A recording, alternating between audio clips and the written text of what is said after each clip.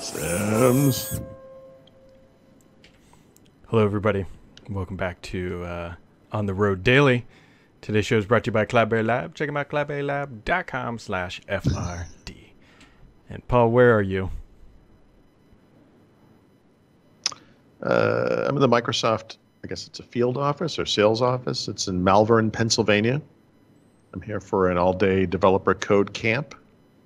I think there's a sleepover. I was about to ask that, and you jumped the gun. I was going to ask if you brought your sleeping bag. Actually, there is a second day that's tomorrow. Yeah, I brought my sleeping bag. Bring your teddy bear. So code camp, what's you coding? Well, there's all different sessions, and the reason I'm here, frankly, is because one of the sessions is about progressive web apps, and the guy who's doing it, Chris Love, is a kind of a noted PWA guy. He's got a book coming out soon from Pact. He's got like a training thing that he does online, and it's pretty cool. Is it? Pretty cool. Well, when you get back, I'm assuming you're going to code a turn Thurrott.com into a PWA, and I'm going to go ahead and put that on your shoulders. Yeah, as it turns out, using Microsoft's PDA Builder tool, I think we could just do it using a wizard. So it may not require, well, we'd probably have to write like a manifest file or something, but it looks like it's actually a pretty easy thing to do. So yeah, we should probably look into that. Famous last words there, Paul. Pretty easy to do. You're at Code Camp. I'm assuming this will be done by next week. What could go wrong?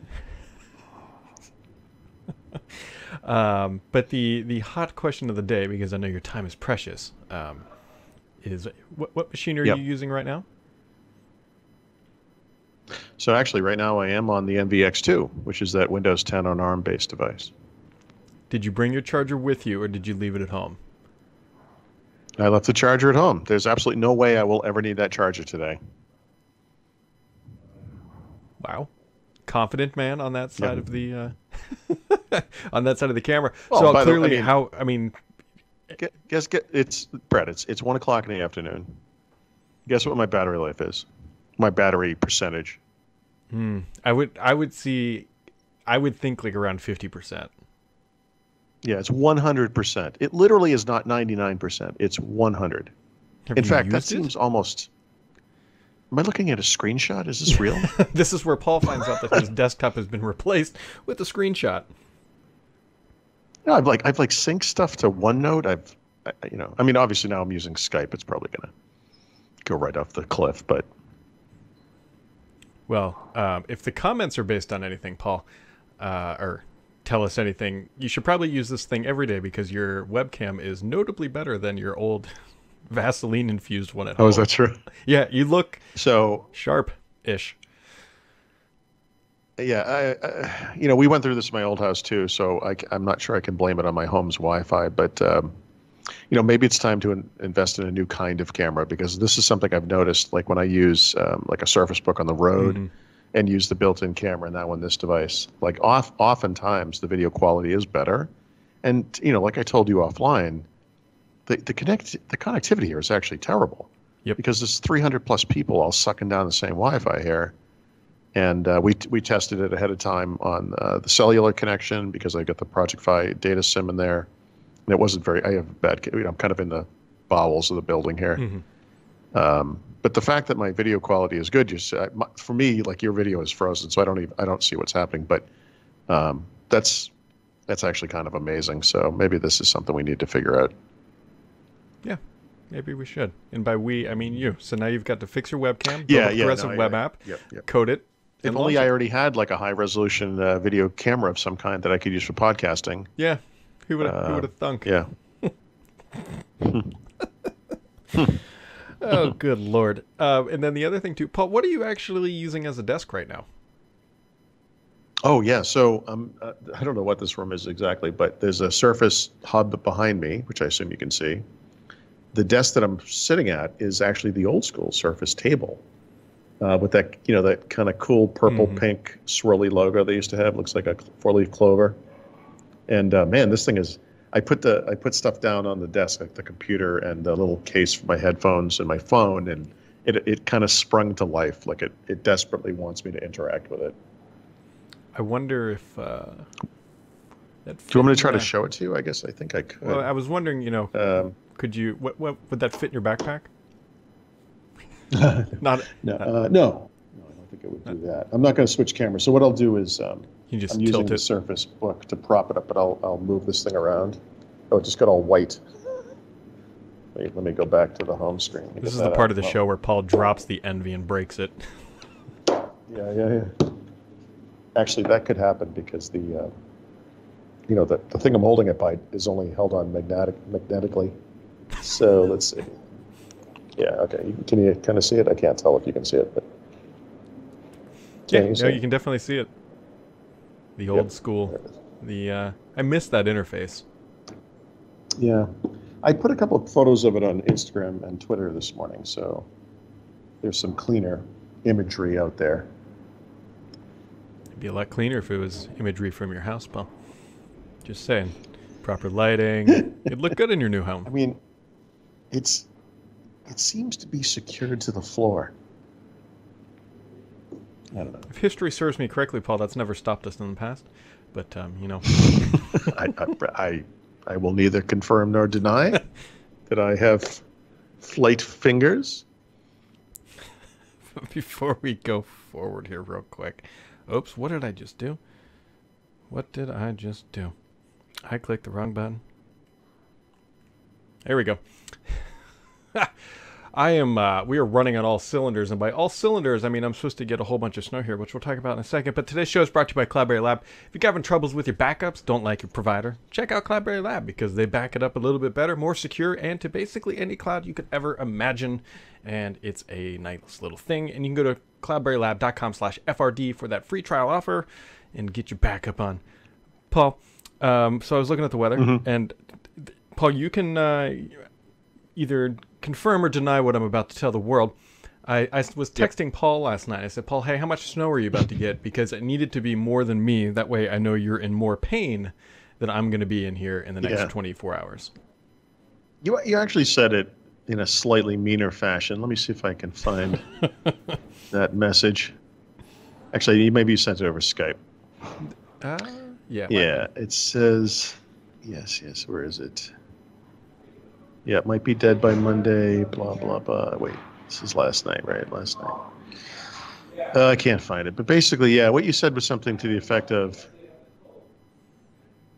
I need it to be worse for you than me. Like it was important to your life. So I can't find it anyway. You've put the fear of God into me, of course, because we tend to get the snow worse than you do. So every time you've mentioned this, and to be clear, everybody, he has mentioned it like 37 times. I have gone to weather.com, looked at my zip code, and it is apparently going to be in the mid-40s and perfectly sunny over the weekend. So I don't know what bizarre weather pattern this is, but I don't think we're going to get snow. Yeah, this is the one that hurts because basically there's a big screw-brad line of snow coming through, and depends on two things. Apparently it's going to be like a relatively narrow band, but if like a middle finger kind of a narrow band, you're not wrong. You're just an ass. But if it's like right over my house, it's like a foot of snow. But if it's off by like a couple miles, then it's like 3 inches of snow. And so they're like, well, we're going to get a whole bunch of snow or not a lot. Anything over 0.0 inches is too much. Yeah, especially since it is the last week of March. Yes. I actually have pictures from a year ago. And it was clearly warm enough to be out on the golf range, or the driving range, because I have images of it last year on this date.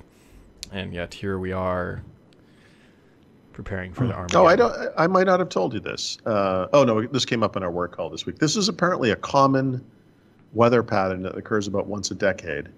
There was a story in the New York Times probably where someone had written in about, this is unbelievable. This never happens. This must be global warming and blah, blah, blah. And they said, actually, this is something that happens on a very regular basis. And there's always, at least when it happens, there's like at least three storms in March. We got 4 this time, but And based on historical data and based on the pattern that causes this is it. Like, although you're getting, I guess you're getting a fifth, but this kind of East Coast phenomena where these big storms turn into nor'easters and destroy like half the country. Paul, I guess this happens. I don't recall this personally, but I guess it's a known somewhat phenomenon. Amazing. So every day before the show starts, at about 5 minutes before, I say, "Hey, are you ready?" And Paul always responds, "Yes," but today he didn't, so I just called him. And just now I got the notifications where he said, "Hey." I was going to say, yeah. Yes, I am. So, like I said, the Wi-Fi is a little slow here, but I had sat down. I figured you'd be calling any second, and you hadn't. And I picked up my phone, and I saw there was a Skype message, and it was the ready thing. And so I typed in what you probably just saw on the computer. But yeah, it must be delayed for some reason. But speaking of things that aren't delayed, so Paul, you're probably not too attuned to what's going on the interwebs because your lack of connectivity, you're just being engrossed in PWA content. Yep. So Apple has their event next week in Chicago, and what is now expected are cheaper iPads that are going to have full pencil support, along with some software stuff. I like it. Yep. I like it.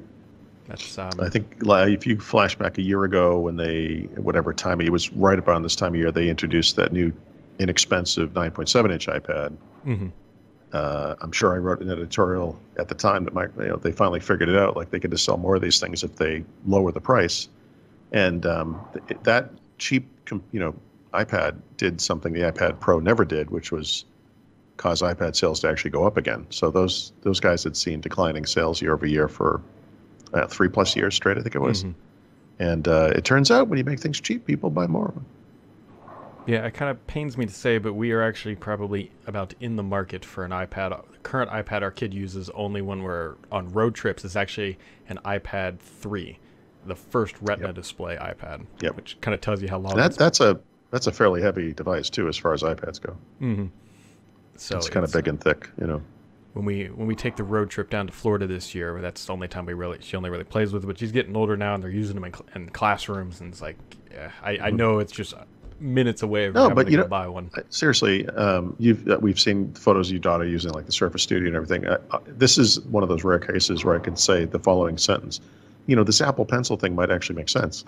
Because your child could use that to be creative. Just draw things or whatever. I think that'd be kind of cool. Right.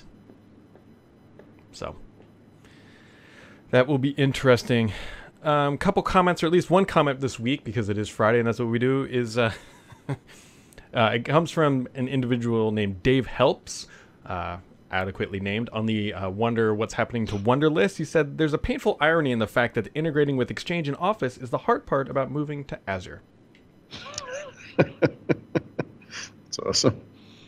I feel like I've said everything I can say about their terrible mobile app strategy, but yeah, I mean, oh my God, it's like, get it together, guys. They really, I usually think of things in terms of Windows, and I've said this before with regards to Windows, that they kind of just need to take a pause and shore up the quality and do that kind of thing. Maybe this is something that needs to happen across the board, Yeah. And that's the only comment I dug out because I was running out of time because I got somewhat engrossed. So I'm probably 75 months late to this. But Paul, have you ever heard of the game of Ori? I think it's Blind Forest. It was a real popular Microsoft game. Yep. Yeah, I downloaded it. I don't know, and I was playing it all morning. Actually, it's the first time I've ever seriously hooked up an Xbox controller to the PC and used it a significant amount of time. I can tell you using it over Bluetooth is garbage. And you got a blue overlay. Whoop, now you're back. That was weird. It's amazing to me that this is working at all. Yeah. So I'm actually think I'm going to be in the market here. I have one somewhere in my house. It's probably right next to the tape measure that my daughter hid that I had to go buy another one yesterday at my lunch. I have an Xbox adapter in my house somewhere. Right. But the problem is it's a black plastic slab that could get lost anywhere. Yep. Plus there's a new one now that's even smaller. I'm sure that's even more easily lost. Yeah. So I need to find that thing because right now I'm wired in. And, well, you know what though? So wired in is going to give you the best performance. I mean, as inconvenient as that may be, that might actually be the best way to do it.